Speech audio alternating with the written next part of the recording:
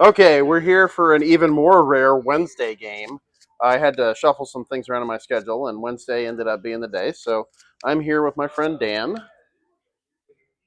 How's it All right, going? there's Dan.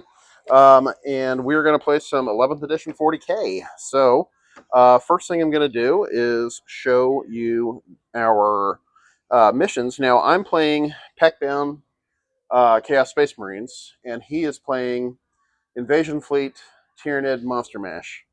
So, in my disposition for that detachment is priority assets, and his is taking hold. So that means I have secure assets. So we'll go on ahead and read that. Okay, so at the end of my turn, any battle round, friendly unit secures the asset this turn for 4 points. Or if I destroy a unit that is on the central objective, I get 2 points.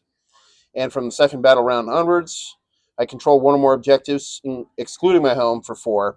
And if I control 3 objectives, which does include my home, I get another 4.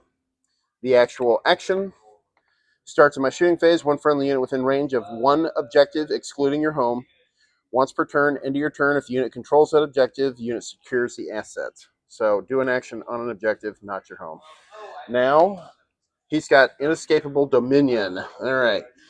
Any battle round, end of your turn, you control 3 or more objectives, 4 points. That includes your home. Second battle round onwards, end of your command phase or the end of the turn, if it's fifth battle round, you control 2 or more for 5 points. If you control more objectives than your opponent, another 4. So freaking a lot of points. And then the end of the battle, 5 VP if you hold your home or your opponent's home objective. So there's no other secondary conditions. So taking hold is pretty darn easy. You just hold stuff. All right. So now we're going to do deployment.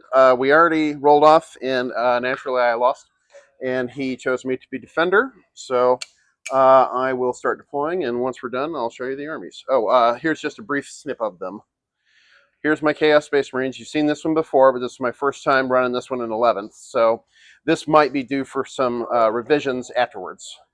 And this is Dan's first game of 11th and his first iteration of Tyranids in it. So you can see he's got a lot of big dudes, and these are barbed. What are they? Barbed gaunts? Barb guns. Barbed gaunts. So they have a bunch of shots, and they mess with your movement. So here we go. We'll see how this goes. All right. Okay, we have completed deployment. Like I said, I had to start. Here's a long view of the board. It's kind of the back end of my deployment zone. I'm going to go on ahead and take you through my deployment and kind of go over my army real quick. So first of all, this time I'm going to start with reserves because I always forget them. I have 10 chosen in my Rhino, which is right there. These guys are Mark of Corn, and then I have a Master of Executions right there, joined with them, and he has like an enhancement that gives me some extra attacks and damage, I think. Then I have a Slanesh Terminator Lord in reserves, and he has the elixir that gives him feel no pain. And like this army is actually unchanged from my 10th version, so I've actually gone over this a couple times, but it's the same guy, so he's in reserves. Then I've got 2 Vindicators there, right here and here. Both Nurgle marked, so that gives me sustained on 5s in shooting. Bullshit. And that's absolutely disgusting. It's totally broken, and I love it. Then I have Worthless Cultists. They're scum, who cares? Then I have 10 Possessed. These guys are marked Undivided because they can do mortals with their melee attacks once a game. And there's a strat to let me full reroll wounds. So that is a design choice. Then I have 3 bikes. Right here, they are marked Nurgle. Sustain thing again. Then the Terminator Brick with Abaddon. They're also undivided for the same reason. There's the Rhino I talked about earlier. It has to be marked Corn. It does not matter. Then there's another 10 Worthless Cultist Scum. Then 3 bikes, also Nurgle. Now I'm going to look at his army, and he has Death Leaper here, which is freaky. That guy's got all sorts of stuff, and I think he gets bonus points for killing characters or CP or something. Then he's got a Tyrannifex with the big Tyrannocyte cannon. If I make any mistakes on terminology, just let me know. It's a rupture cannon. A rupture cannon. There you go. It's a big anti-tank gun. Then he's got the Swarm Lord hanging around there. And then there's a biovore back there that's going to shoot spore mines and be a jerk. Then there's another Tyrannifex with the acid sprayer, spore mines. Then there's a what is that? Exocrine, Exocrine. Okay. Maliceptor, Maliceptor. Three of the zoanthropes joined by a neurothrope, and then he hands out those little tokens there to give his guys synapse. Neurotyrant. Neurotyrant. Okay. These Then empty bases are the barbed gaunts. Barbed gaunts. Okay. They mess with your movement. We have a Walkrant. He's the only Okay. thing with an That's enhancement. a hive tyrant on foot. He's the only one with an enhancement. He's got a 5-up feel no pain Okay. until he loses a wound. All right. Then he's got a 4-up feel no pain for the rest of the game. Okay. And we have a second Tyrannifex with acid spray. Okay. And then in reserves, he has 2 of the what are these guys called again? Blanking. Hold on. Well, anyway, they're the melee versions of Horospex. Horospex. There you go. The Venom thing. What is that thing called? That's also built out of this kit. Exocrine. Okay. Well, anyway, it's the same kit as that, but this guy is melee, and I think it can heal itself with this attack or whatever. It's got a 12-inch precision sniper rifle, basically. Weird. Okay. Well, anyway, they're in strategic reserve, so he's going to be walking them on from the board edge at some point during the game. All right. So here's our deployment. The objectives on this map are here. This one's his home. Then that's his natural expansion. These 2 are the mid ones. Here's my natural expansion, and then there's my home. So we're going to see who gets first turn, and then we will do another bit at the bottom of that one. All right, thanks, guys. Okay, I have finished my turn 1, and I almost tripped over my own chair. That's good. I drew an overwhelming force, which is killing an enemy unit on an objective. Now, this one is actually pretty hard to do turn 1, but there are no exclusions for turn 1, so I just have to keep it, and I'll do it later. Battle tech. Cleanse. You do 2 actions on no man's land objectives, and I did that with my possessed here and with that bike unit over there. This is one advantage of it having gone first, is I was able to reach out and touch his expansion before he grabbed it.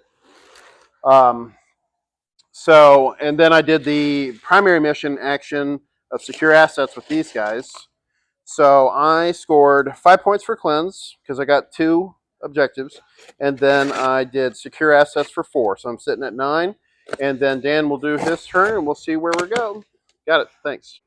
All right, we have finished Dan's round 1. He drew Outflank and Assassination. Now, Outflank has a new wrinkle that I did not do right in the previous versions of the game. You have to be on edges of the battlefield, but it has to be outside your territory. One of your units has to be outside of your territory at least. So that means you have to be across the half board, not just like along one of these edges prior to the half board. So it's actually a little more complicated than what I have done in the past. So he was a clever guy, and he found a way around it, and he fired a spore mine all the way into the back corner over here, and then backed off his barbed guys to be within 6 of his back edge. So that, as far as I can tell, satisfies the conditions. So he got himself a nice big fat 5, and he holds 3 objectives. So here, right here, one of the middle ones, and then over there, he holds that one. So that's 4 points for his primary. He moved up and charged and killed the bikes. I have not made any armor saves yet, so it'll be neat when I start actually making some. I had a good chance of living there. That was too bad. Then he shot and killed a couple of these guys. I failed all the saves, shocking, and they died. But I am poised to make a big counterattack, and I think I'll be able to turn in an overwhelming force this turn, so we'll see how this goes. Thanks. Okay, I have finished my second turn, and I drew Display of Might and Center Ground and added it to Overwhelming Force, and I turned in Cleanse last turn. So Display of Might, as we've talked about before, you have to have more units that are not aircraft or battle shocked in no man's land than your opponent. And if you turn it in on your turn, it's worth 2. And if you hold until the end of your opponent's turn, it's worth 5. Center Ground is area denial. If there are no enemy units within 3 of the middle, it's 3, and you have one within 3. And if you have one within 3 and there are no enemy units within 6, it's worth 5. So the casino die marks the center of the battlefield. I moved my Terminators up and got within 3. Nothing he had was within 6 of the center, so this was kind of uncontested. Then, and as of course, I still have to do secure assets now. I controlled 3 objectives at the start of the turn. I controlled my expansion, one of the centers, and my home. And for secure assets, it does not require it to be not your home for this second condition here, controlling 3 or more objectives. So I was able to hold 1 for 4, hold 3 or more for 4.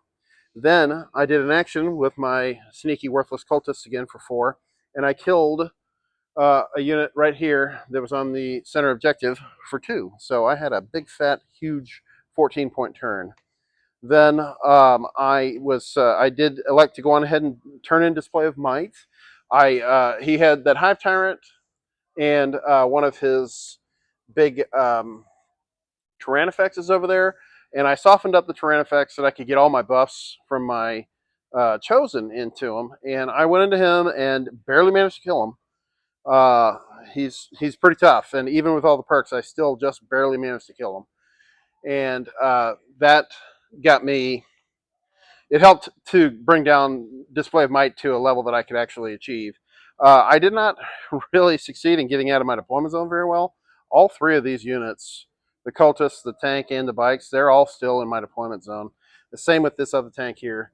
His back end is. So only the Terminators and the Possessed counted, along with that Rhino, which I measured earlier, and it is just barely out, and then the Chosen. So I had 4, and at the end of the round, he only has 2. This the Maleceptor, and then his other Hive Tyrant over there. So I did the Nurgle strat that I did on him. All right, so we didn't really talk about that. On his turn, he queued up to go after this tank here. Well, it's Mark and Nurgle, and this attachment has it has a very good strat that gives it 18-inch loan op. And I forgot to mention it to him, and he went through and laboriously told me all of his stratagems, and I completely forgot all of them, and I did not reciprocate. So he lined up to take this guy down, and then I was like, ho, and I did my stratagem, and it totally neutered his ability to attack me here, and it hyper exposed him, and I capitalized, and he still can't even get me. Like I'm 28 inches away. He's got a 9-inch move and the 18-inch thing, so that's 27. So he still can't get to me unless he has some way to give himself assault, which is fine. But so it's very bad, sad Tyranid day for Dan, unfortunately. I feel a little sad about that one. But regardless, we're going to kind of run through this game and kind of see some of the peculiarities of everything and try to keep doing these secondaries because you'll see in my prior videos, I have done a lot of these wrong. Getting used to the territory thing, that's a whole new feature of the game that was not there before. So getting used to realizing that some of these are not as easy as it implies, like plunder has to also be done not in your territory. So that one hasn't come up yet, but it will. So there's some uniqueness that we need to iron out. But so I did manage to turn in Center Ground, Display of Might, and Overwhelming Force for a 12-point secondary turn and a 14-point primary turn. So this was a very big round for me. So we're going to see how Dan does, and we'll do another video. Thanks. Okay, Dan finished his second turn. He drew Grievous Blow, which I don't have anything that qualifies for, so we discarded that and redrew. He got Engage on all fronts and Burden of Trust. Now, Burden of Trust, you nominate a unit to hold on to an objective, and if they make it through the turn, you score points 2 per up to a 5. Then Engage on all fronts is what it has been. You have to have a unit in every quarter of the board for 5, and if you get 3, it's worth 3. So he brought in his reserves, brought one in over there and the other one on the other side.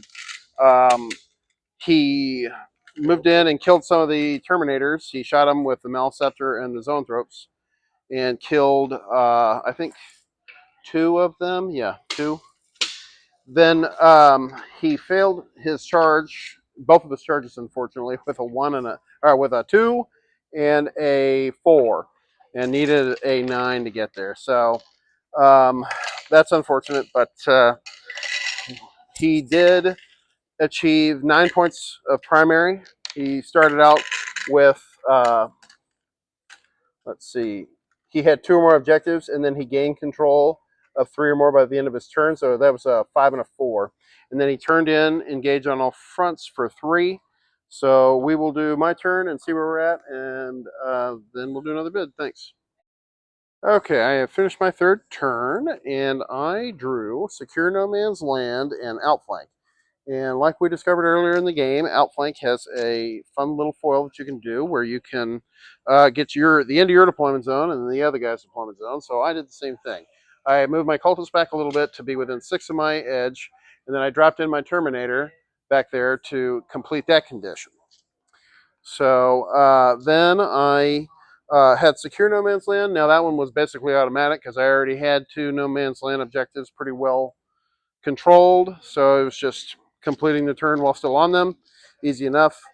And I had another 14-point primary turn, so it's getting pretty heavy over there. And I killed the big critter here in the middle, Maliceptor, all the zoanthropes, and then his other big guy with the freaky mouth. So the other one I left alone, and I fell back with my character into the rhino, and the rhino ran. So, I mean, I'm just kind of delaying the inevitable, but still, it is better than just giving the guy up. I'll make him chase me around. So we will do Dan's turn, and then this will probably be it. Thanks. All right. Dan has finished his third turn, and he had Assassination, and he turned in Burden of Trust for 4 points. That one completed at the end of my turn. He drew Center Ground and Overwhelming Force. Center Ground was going to be a hard one for him because I have a lot of stuff in the middle, and he was running out of assets. He did chase after my Rhino with his Hive Tyrant and his Horsepex, and he destroyed the Rhino and killed the guy that came out of it for Assassinate. But he, just as a cherry on top, he did his weird tongue attack into from the Horsepex into my Terminators and almost completely killed Abaddon. And then he charged and did a strat on himself to get precision with his Hive Tyrant and finished the job and killed Abaddon. I clapped back and killed the guy, but still, Abaddon's dead.